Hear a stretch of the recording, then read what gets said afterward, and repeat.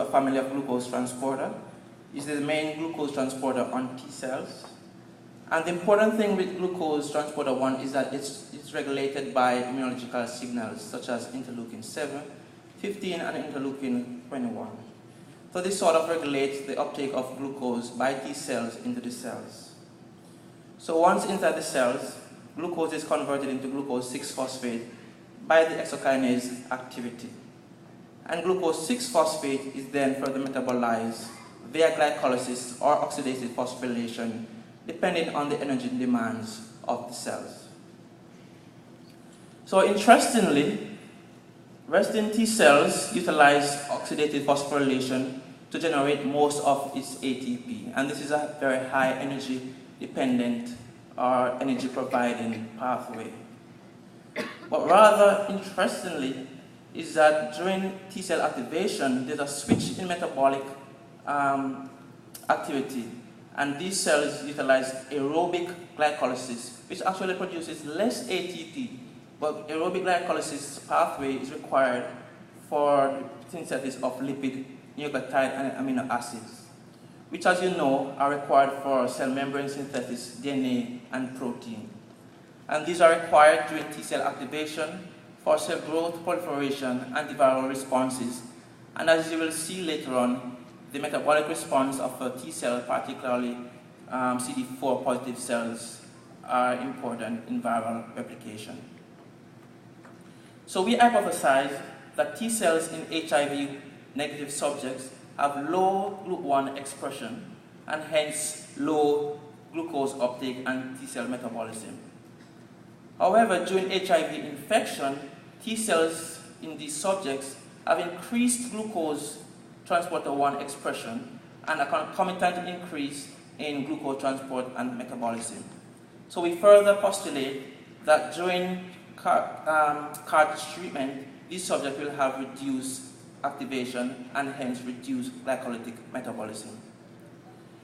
So the first aim of the study was really to look to see whether or not there is any differences or preferential expression of glucose transporter 1 in HIV negative, HIV positive, and those subjects who are unharmed. So for our subject groups, we had 25 HIV negative subjects, 45 who were HIV positive, treatment naive, and 35 who were on antiretroviral therapy. The majority of our samples were male, and those on CAR were virally suppressed. So to examine the glucose 1 expression on T cells, we used fresh blood samples from subjects who were recruited at the Alfred Hospital in Melbourne, Australia. And we also got some frozen PBMCs from the University of Washington here in the United States. So the red blood cells were lysed in the fresh samples, and then we did phenotyping, and this was analyzed by flow cytometry.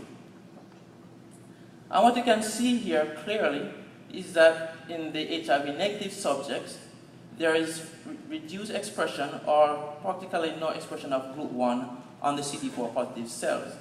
However, clearly as you can see here in the HIV positive subject without treatment, there is a significant increase in the percentage of CD4 positive cells that express GLUT1.